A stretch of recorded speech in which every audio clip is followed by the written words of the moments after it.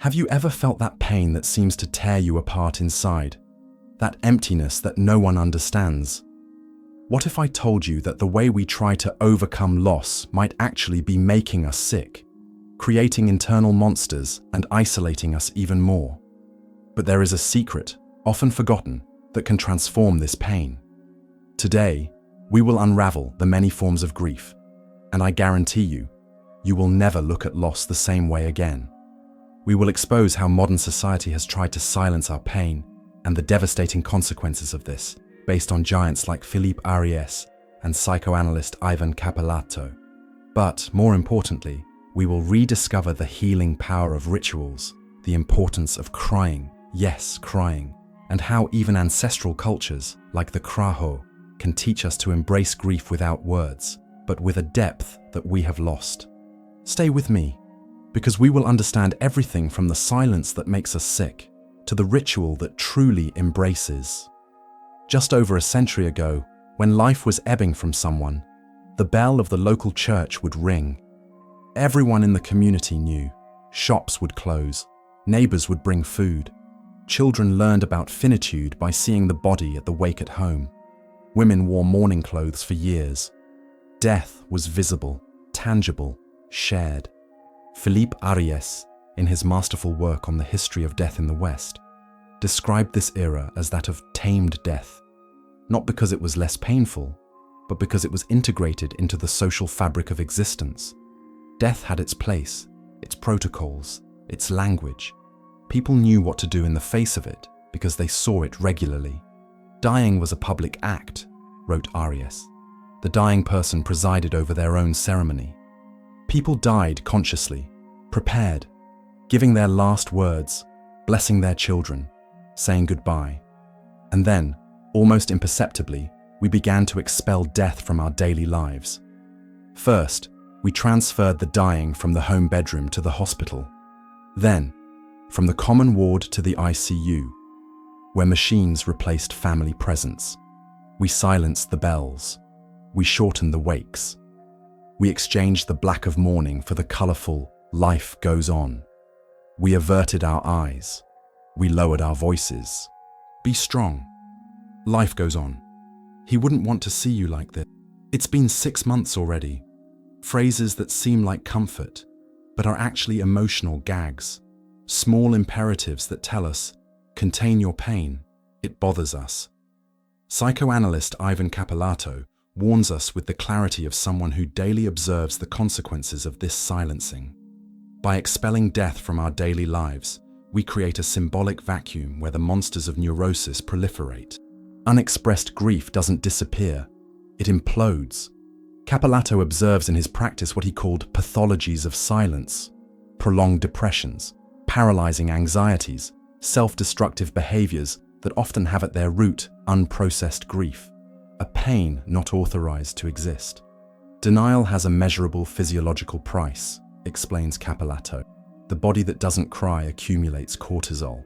The heart that doesn't express its pain works under constant pressure. The brain that doesn't process grief loses vital neural connections. In his cutting words, we try to medicate sadness as if it were a disease, when in fact, illness comes precisely from not allowing sadness to fulfill its natural role. The result is a silent epidemic of isolated suffering. The mother who returns to work a week after losing her child because the leave doesn't cover this type of grief. The man who can't cry at his wife's funeral because he needs to be strong for the children. The daughter who hides photos of her deceased father because friends become uncomfortable when she mentions the loss. The teenager who never processed the traumatic divorce of his parents and developed self-destructive behaviors. Research confirms what Capelatto observes. Unprocessed grief resurfaces like ghosts, sometimes decades later, in the form of inexplicable panic attacks, sabotaged relationships, depressions resistant to conventional treatments. Neurologists now confirm the brain in unprocessed grief shows activation patterns similar to the brain in chronic trauma. Emotional suppression constantly activates the brain's alarm system. We live in a permanent state of threat. We thus create a perverse cycle. The more we hide death, the less we know how to deal with it. The less we deal with it, the more frightening it becomes. The more we fear, the more we hide it. And the cycle perpetuates itself, generating generations increasingly emotionally illiterate in the face of loss. Think about this. When was the last time you saw someone publicly cry over their pain? When did you witness grief being honored in your community? When did you yourself allow yourself to completely collapse in the face of loss? The uncomfortable truth is that we have been trained to swallow our tears, conditioned to measure our strength by how quickly we overcome, taught to confuse denial with resilience. What if I told you that this strength is breaking you inside? That the silence imposed on you is isolating you precisely when you most need connection? The first step to recovering our ability to deal with loss is to recognize how much we have been robbed. Robbed of the rituals that sustained us. Robbed of the language that named our pain. Robbed of the community that carried us when we could no longer walk alone. But there is a way back. A path that ancestral cultures never forgot. A path that our bodies and minds desperately yearn to rediscover. And it's about this path that we'll talk next. The many forms of grief that can finally free your pain from the silence that imprisons it. But before we move on to discover these ancestral languages of pain, if you're already feeling the impact of these reflections, take the opportunity to subscribe to the channel, leave your like, and help us on this journey of knowledge. Imagine yourself lost in a dense forest, without a map, without a compass, without reference points. This is precisely the feeling of the bereaved in modern society. Absolute disorientation in a territory of the soul for which we were not prepared. Anthropologist Arnold van Gennep discovered something profound when studying traditional cultures. Every process of significant human transition, birth, puberty, marriage, death, is accompanied by rituals that follow a universal structure in 3 stages: separation, margin, and aggregation. In separation, the bereaved is recognized as someone who has crossed an invisible border. They are no longer in the territory of those who don't know loss. Visible symbols mark this passage: mourning clothes, haircuts, body paintings. The community knows that person is going through something profound. In margin, the bereaved inhabits a liminal space, an in-between worlds. They are no longer who they were, but have not yet become who they will be. In this phase, traditional cultures offer rituals that honor disorientation, periods of seclusion, ritualized expression of pain, intense community support. In aggregation, the bereaved is welcomed back into the social fabric, transformed by the journey. The community celebrates not the forgetting of the loss, but the integration of it into a new identity. What happened to this millennial map? Our society threw it away. We replaced rituals with impossible expectations. Return to work in 3 days. Don't keep talking about it, you'll feel worse. Take a sedative and rest. It's been a month already, you need to react. Psychoanalyst Ivan Capelatto denounces this as a form of psychic violence. Forcing someone to interrupt their grieving process is no different from yanking an exposed fracture from the hands of an orthopedist and saying, "It's fixed, you can run." Capelatto observes in his practice the disturbing phenomenon. We medicalize sadness as if it were pathology, but the truly pathological is not being able to feel what needs to be felt. He describes patients who were so sedated during initial grief that years later they need to do the double work of processing not only the loss, but the guilt for not having been able to feel it genuinely at the time. Capelatto is categorical when it comes to children. From 1.5 years or 2 years old, they not only can, but need to participate in family mourning rituals, with age-appropriate language, without euphemisms that confuse. Grandma died, direct, clear, honest. Not grandma became a star, not grandma went on a long journey, not grandma is sleeping. Why? Capelatto explains, the child who receives a metaphor instead of the truth develops 2 serious problems. First, cognitive confusion. If grandma became a star, why is everyone crying? If it's something good, why are they sad? Second, and more devastating, the breakdown of fundamental trust in adults when, inevitably, the child discovers the truth. In his extensive clinical experience, Capelatto observed, children who were excluded from family grief or who received fanciful explanations often developed diffuse anger, trust issues, and even self-destructive behaviors in adolescence. It's as if the body keeps the memory of the lie and collects payment years later. Participation does not mean traumatization. On the contrary, children need simple explanations, opportunities to ask questions, to participate in adapted rituals, and, crucially, to see adults expressing authentic emotions. A child who sees their father crying over the death of a grandmother learns something invaluable, that intense feelings can be experienced and survived, that we don't need to fragment in the face of pain, that emotions have a beginning, middle, and end, teaches Capelatto. Here we reach the transformative core.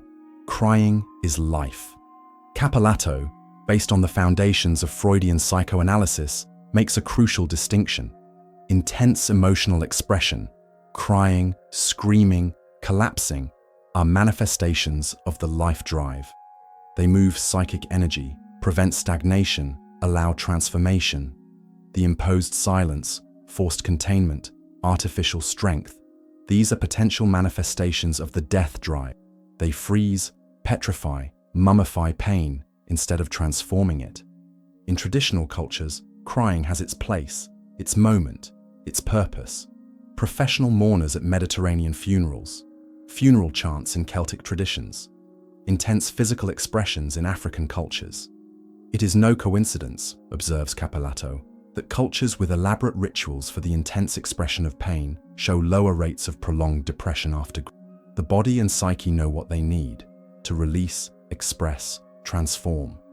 It's time to ask, are we denying our children and ourselves the most basic tools to navigate the inevitable losses of life? When we silence crying, medicate sadness, hide the truth with confusing metaphors, and abbreviate essential rituals, are we really protecting anyone? Or are we, in fact, sowing the roots of a much deeper and more lasting suffering? The good news is that rituals can be rediscovered, reinvented, reincorporated. We don't need to wait for massive cultural changes. We can start in our own families, creating safe spaces for authentic expression, honoring the time needed for each stage of grief. Because the map to traverse pain was never really lost, only temporarily forgotten.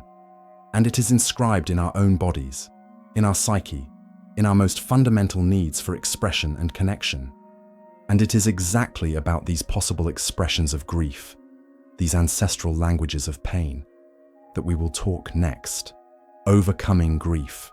How many times have we heard this expression? As if the pain of loss were a mountain to be climbed, with a defined peak from which there would only be the gentle descent towards normality. What if this entire premise is wrong? Philosopher Jacques Derrida proposes a radically different perspective. For him, successful grief is not that which ends, but that which transforms.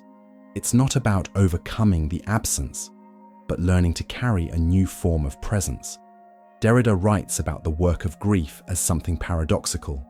When we truly love someone, part of that person integrates into our being.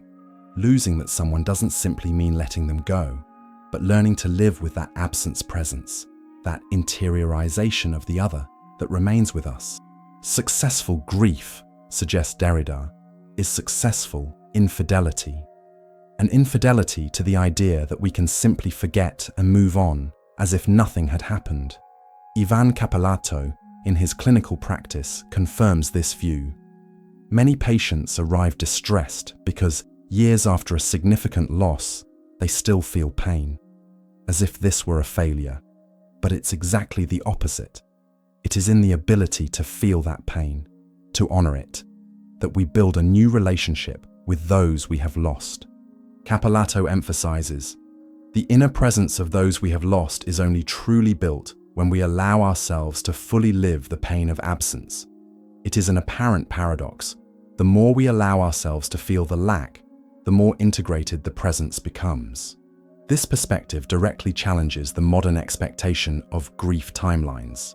The idea that in 6 months, a year, we should be healed. Grief is not a disease to be cured. but a transformation to be lived. Interestingly, Capelatto observes in his practice that our small losses throughout life function as training for the larger ones. The child who was able to fully experience the sadness of the death of a pet, who was welcomed in their crying, who participated in a small farewell ritual, that child develops emotional resources to face greater losses in the future. There is an interweaving of grief in our lives, explains Capelatto. Small separations, when lived with emotional authenticity, forge in us a psychic musculature capable of bearing the great ruptures. The psychoanalyst goes further by exploring how the grief of a recent loss frequently reactivates old grief, creating what he calls constellations of absences. When someone loses their father at 50, they are often also reliving the loss of their grandfather at 12, of their first love at 18, of the time of youth at 30. These constellations, when recognized and welcomed, can transform an apparently unbearable grief into a journey of deep integration. Writer Chimamanda Adichie, after losing her father and brother in a short period, wrote about how her grief was simultaneously unique, completely her own, and tinged by her Nigerian culture. Forms of expression, expectations, rituals, everything carried cultural marks that sometimes helped, sometimes hindered her process. Adichie describes, in her book Notes on Grief, how she was surprised to discover that despite her cosmopolitan education and her life between Nigeria and the United States, the ways her body and mind processed loss were deeply impregnated with Nigerian cultural elements. Dreams of the dead, interpreted in specific ways, the imperative of certain rituals, the expectation of public manifestations of pain. Grief reveals how much of our identity is anchored not only in our individual choices, but in the cultural patterns we absorb without realizing, analyzes Adichie. She describes how liberating it was to realize that grief is a process as chaotic as it is personal. There is no universal manual, and yet each culture has developed its own wisdom about how to navigate this chaos. It is here that we arrive at one of the most powerful examples that Capelatto shares, his experience with the indigenous Krahô people in Brazil. Capelatto reports a scene he witnessed during his time with this ethnic group. A boy of about 6 years old suffered an accident, injuring himself seriously. While receiving first aid, the little one cried desperately. What impressed Capelatto was not just the child's crying, but the reaction of the adults around. No one said, "Don't cry." No one offered distractions. No one tried to calm the boy. Instead, the adults of the village sat in a circle around the child, in absolute silence, simply offering their presence. It was as if they were saying, without words, "Your pain is legitimate. We are here. You are not alone, but the process is yours. We will not interrupt it," recalls Capelatto. This wisdom extends to death rituals. Capelatto describes how, during mourning, the Krahô practice an almost sacred respect for the individual process. The bereaved receives physical support, food, shelter, protection, but rarely words of consolation or rational explanations. For the Krahô, speaking during the height of pain is almost a violence, explains Capelatto. They intuitively understand that every word directed at the bereaved forces their brain to process language, to rationalize, to respond, precisely when what the psyche needs is to immerse itself in feeling without intermediation. Instead of words, the Krahô offer collective rituals where emotional expression has space to manifest itself fully. Songs, dances, body paintings. The body speaks when words fail. The most fascinating thing, observes Capelatto, is how the Krahô manage to balance the individual and collective aspect of grief. The bereaved is never abandoned, but also never invaded. Their space is respected, but there is no isolation. The community moves around the grieving person like a protective cell, embracing without suffocating. In Krahô funeral rituals, the entire village participates, but following precise protocols of physical proximity to the bereaved. The closest form the first circle, in direct contact. The outer circles offer support to those who support. It's sophisticated social engineering, Capelatto admires, that distributes the weight of pain without diluting its intensity for those who experience it most directly. Another notable aspect is the absence of attempts to distract the bereaved. In modern Western society, observes Capelatto, the first reaction to the suffering of others is to try to distract, entertain, occupy. Let's go out. It will do you good. Let's watch a movie to forget a little. The Krahô understand that pain should not be avoided, but traversed, not denied, but lived. And perhaps this is the deepest lesson we can learn from them, that grief is not just in the mind, but in the entire body. It is not just an idea, but a visceral experience.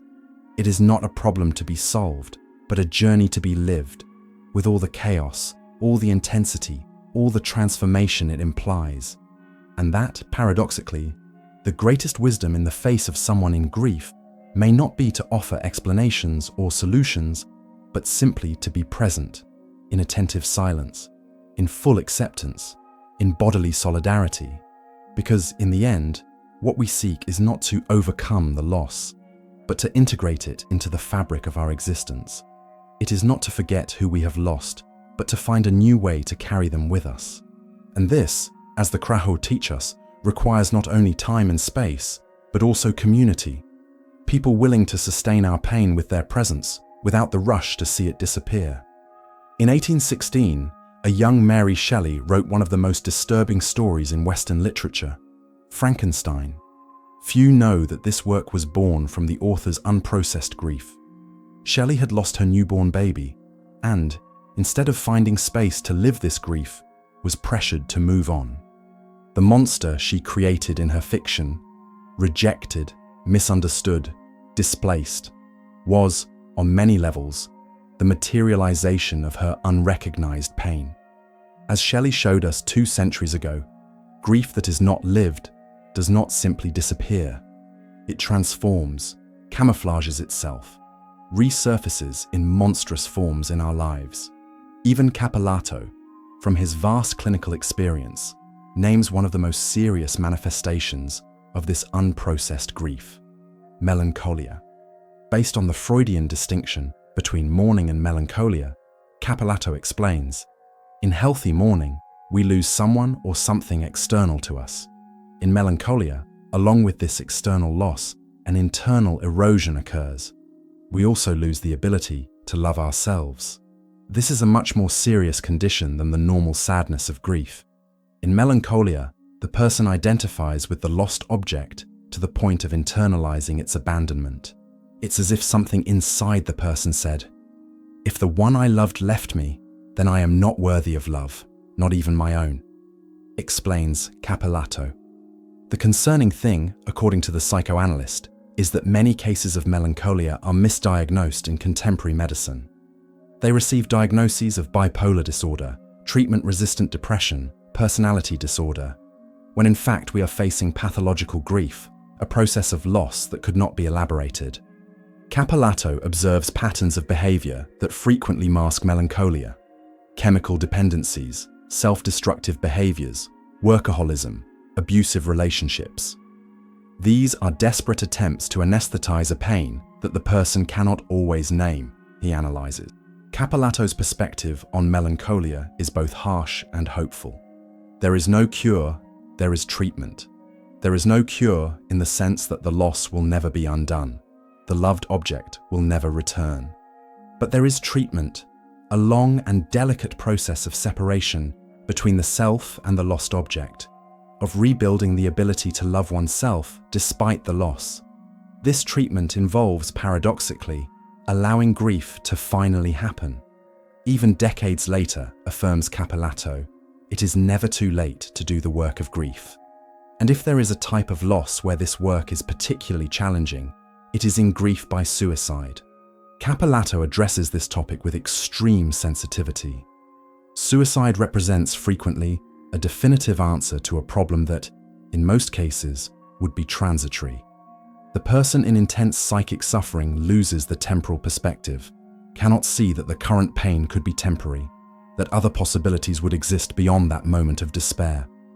For those left behind, family members, friends, partners, suicide is an unprecedented devastation. Besides the pain of the loss itself, they carry the crushing weight of guilt, unanswered questions, the endless what-ifs. What if I had noticed the signs? What if I had done more? What if I had said the right words? Capelatto is emphatic. Society's focus needs to be not only on suicide prevention, which is fundamental, but also on conscious support for survivors, those who have lost someone in this way. This support requires specific care. The guilt felt by suicide survivors is qualitatively different from guilt in other types of grief. It is an existential guilt, often irrational, but no less real for those who feel it. Simply saying it wasn't your fault rarely helps, explains Capelatto. It requires a deeper work of resignification, of understanding the limits of human responsibility, of accepting the autonomy of the other, even in their most painful choices for us. Support groups specifically for suicide survivors have proven particularly effective. The person who has lost someone to suicide often feels that no one can understand their specific pain, observes Capelatto. Finding others who are experiencing the same type of grief breaks the isolation and creates a space of understanding without judgments. Capelatto also warns of the risk of contagion, the phenomenon where one person's suicide increases the risk of suicide in their social circle. Suicide survivors have a higher risk of suicidal ideation, he warns. Community support is not just a comfort, it can be a matter of life and death. Capelatto's stance on grief by suicide is one of profound respect and humility. There are no easy answers, no shortcuts. Each person needs to find their own path through this dark forest, but no one should have to do it alone. And on a broader level, Capelatto sees in suicide a symptom of something deeply wrong in our culture. The same culture that silences grief, that isolates us in our pain, that makes us feel weak for needing each other. When we systematically deny the importance of bonds, when we value self-sufficiency at all costs, when we pathologize natural sadness, we are creating fertile ground for despair, he warns. Suicide prevention and support for survivors necessarily involve a broader cultural transformation, one that recovers the value of interdependence, authentic emotional expression, rituals that sustain us in the most difficult crossings. In other words, it involves everything we have been discussing about healthy grief. Because in the end, what is at stake is not just how we deal with death, but how we allow life, with all its intensity, its ups and downs, its joys and pains, to be fully lived. Why? After exploring the shadows of denied grief and its devastating consequences, we arrive at an essential turning point. Is it possible to recover the wisdom of ritualized grief, even within modernity? Is there a model that connects the best of tradition with contemporary needs? The Japanese film Departures, Okuribito, winner of the Oscar for Best Foreign Film in 2009, offers precisely this luminous bridge. Directed by Yojiro Takita, the film introduces us to Daigo Kobayashi, an unemployed cellist who, by chance, ends up working as a Nokanshi, a body preparer for funerals in Japan. Initially repelled by the idea, Daigo gradually discovers the profound dignity and transformative power of this ritual. The Nokanshi performs a meticulous ceremony of cleaning, dressing, and preparing the body, all done in the presence of the bereaved family. Each movement is choreographed with precision, respect, and aesthetic beauty. It is exactly the opposite of the forbidden death that Philippe Ariès described in the modern West. Instead of hiding death, the Nokanshi ritual places it at the center. Instead of medicalizing and dehumanizing the body, it is treated with extreme reverence. Instead of hurrying the process to move on, time is deliberately slowed down, each gesture honored in its fullness. What makes the Nokanshi so powerful as a model is that it offers a direct confrontation with the reality of death. There is no denial, no euphemisms, but this confrontation is framed by beauty, dignity, and absolute respect. The ritual creates a safe space where the raw truth of loss can be witnessed without being overwhelming. It's Arnold van Gennep and Ivan Capelatto in action. The Nokanshi ritual perfectly incorporates the three phases of rites of passage identified by Van Gennep. In separation, the ritual formally recognizes that the person has died. They are not resting or gone on a journey, but have really died. The body is treated as a body, not as a medical object to be discarded. In the margin phase, the Nokanshi creates a time outside of time, a ritualized space where the family can inhabit the threshold between presence and absence.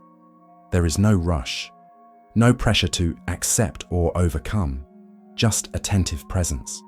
In aggregation, the ritual prepares not just the dead for their final journey, but also the living to continue without the physical presence of the loved one. By witnessing the preparation of the body, family members begin their own internal preparation. Capelatto could point out how the Nokanshi ritual satisfies deep psychological needs. First, it offers containment, a safe container where devastating emotions can be experienced without destroying the person. Second, it provides structure. When the mind is in chaos with loss, the ritual offers defined steps, a sequence that organizes the unorganizable.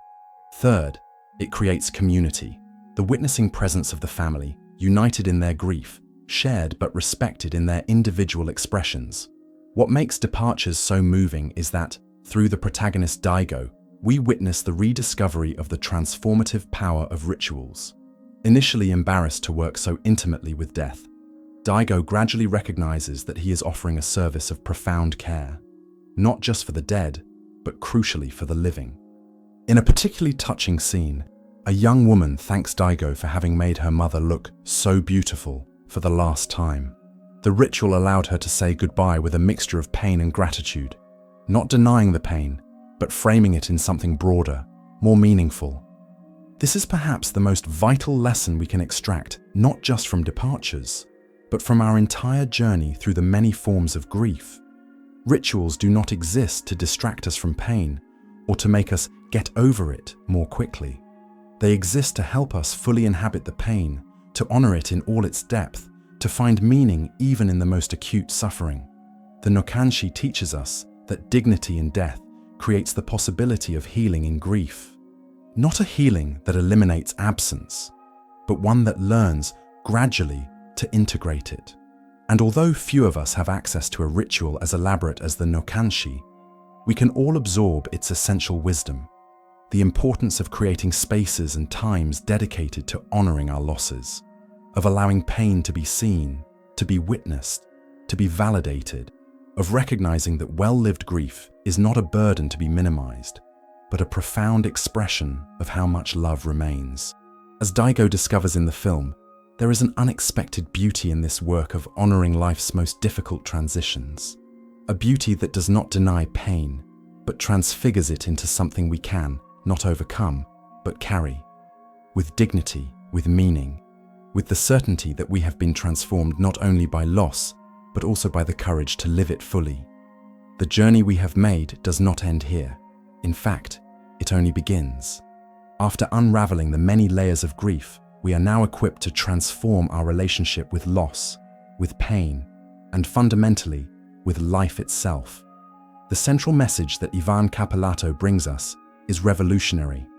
The society that silences pain, that values quietness above authentic expression, inadvertently cultivates the death drive. The liberating cry, the scream of despair, even the door slamming of the bereaved adolescent, all can be signs of life struggling to express itself, to not be suffocated, to find a way through pain. We need to engrave this in our hearts. There is no right way to live grief. Each loss is unique. Each relationship is singular. Each grieving process will follow its own rhythm, its own dance between remembrance and forgetting, between pain and integration. What matters, what can really make a difference, is validating our own pain and that of others. It is allowing authentic expression, without timers, without judgments. It is relearning to face death and grief, not as taboos to be avoided, but as inevitable and meaningful parts of life, worthy of respect, time, and infinite compassion. Because in the end, grief is nothing more than the price we pay for having love. And what a valuable price this is. the tribute we pay to those who transformed our lives with their presence and who continue to transform them even in their absence. And now, I want to hear your perspective. What impacted you most in this journey through grief? Was it the discovery of how modern society has robbed us of rituals, the importance of honesty with children, the silent wisdom of the Krahô, or perhaps the beauty of rituals that honor the dead and sustain the living? Share your experience in the comments. How is grief experienced in your family, in your culture? Have you experienced a grief that you felt you couldn't express? Or were you fortunate enough to be supported by rituals that made a difference? Remember, sharing your experience is not only therapeutic for you. Each comment can be the comfort that someone needs to feel less alone in their own grief journey. If this video made you reflect, please leave your like, share with someone who needs to hear this message, and of course, subscribe to the channel to not miss our next deep dives into topics that matter. Thank you for your company on this delicate and profound journey. And remember, above all, your grief matters, your pain is valid. You are not alone in this crossing. Until next time.